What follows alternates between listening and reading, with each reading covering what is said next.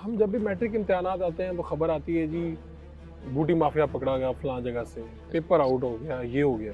क्या ओ लेवल में भी पेपर आउट हो जाते हैं? बूटी चलती है, नकल चलती है?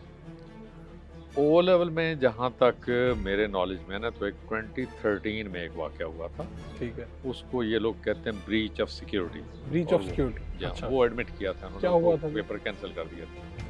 वही जो मेरे स्पेशलिटी के सब्जेक्ट्स हैं ना, पाकिस्तान स्टडीज़ और इस्लामियात, इसके बारे में जहाँ तक मुझे याद है, क्वेटा के किसी स्कूल में लीक हुआ था।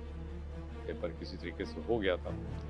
अब अनफॉर्चुनेटली जो मैंने रिसेंट ईयर्स में देखा है कि र्यूमर्स आर राइफ, मतलब काफ़ी ज़्यादा र्यूमर मॉन्गरिंग होती है कि इसका पेपर आउट कराया जाता है, लेकिन practically speaking I don't think so, क्योंकि अभी रिसेंटली आजकल पेपर हो रहे हैं। अच्छा, ये rumor 2013 मॉन्गरिंग, से आज तक इस तरह का ऐसा वाकया का नहीं हुआ। दोबारा वाक़या नहीं, शायद किसी और सब्जेक्ट में एक आध वाक़या हुआ था और वो फिर रीटेक किया जाता है, उसको फिर वो अच्छा। नया पर्चा बनाते हैं। नया पर्चा बना देते हैं।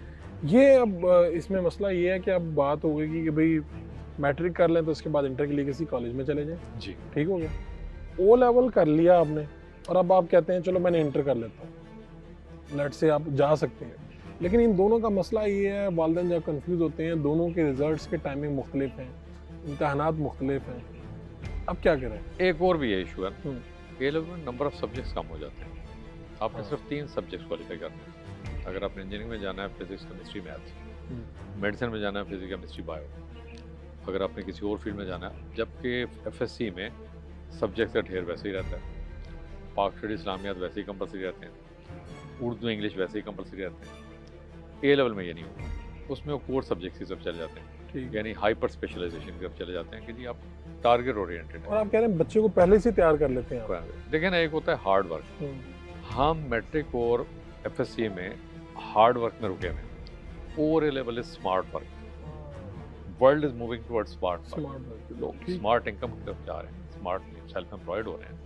हमें भी स्मार्ट वर्क की तरफ जाना चाहिए। We should shift from hard work to smart work. O level में एडमिशन के लिए क्या रिक्वायरमेंट है? यानी 8वीं पास होना चाहिए आप? जी, कहीं उसमें से भी आपके आप पास हैं? पास हैं, या इवन अपने होता ही है कि आप जिन स्कूल में आपका एडमिशन हुआ हुआ है ना ऑलरेडी, जहाँ पे ऑलरेडी, वहाँ पे ग्रेड 6-7 में ही वो सेग्रीगेशन का डिसीजन कर लेते हैं। पेरेंट्स को बुला के ऑफर भी कर देते हैं कि भाई कि आप चाहें तो, क्योंकि 8 क्लास को वो कहते हैं प्री ओ लेवल हम शुरू कर देते हैं। Free O level. जी, वो वहाँ कहीं से शुरू हो चुका था सिस्टम, और ये दैट्स ए गुड मेथोडोलॉजी, ये वाइज कि इट मेक सेंस कि पेरेंट्स को बुला के बताया जाता है कि आपका चॉइस है कि अपने बच्चे को इधर ले जाना है या उधर ले जाना है। अब मैं कोर्स करता हूँ इसमें एक और लाइट से जी। नोट पे कि बहुत शुरू की बात है कि XYZ स्कूल में बैठा हुआ था प्रिंसिपल के ऑफिस में, तो वहाँ पे एक वालदा आई थी जो बहुत, जिन्हें कहते हैं वाजबी तालीम तो नहीं थी, लेकिन वो अपने बच्चे के बारे में वरीड थी कि उसे ओ लेवल में जाना चाहिए, जबकि बच्चा किसी वजह से क्वालिफाई नहीं कर रहा था। तो प्रिंसिपल उसे बहुत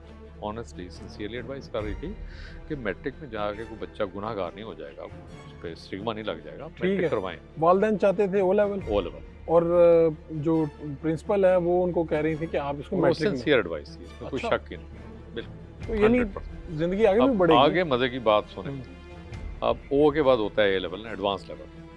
तो आखिरी जुमला जो खातून ने कहा था in a very very frustrated tone, कहती अच्छा फिर अगर तुसी इन्हू ओ लेवल च नहीं करते दाखिल ते ए लेवल च ही कर दे। यानी वो शायद उसमें मतलब ये वजह रहना था। उधर ही है। उसे ये नहीं पता बताएं- था कि ए लेवल तो बाद में होता है।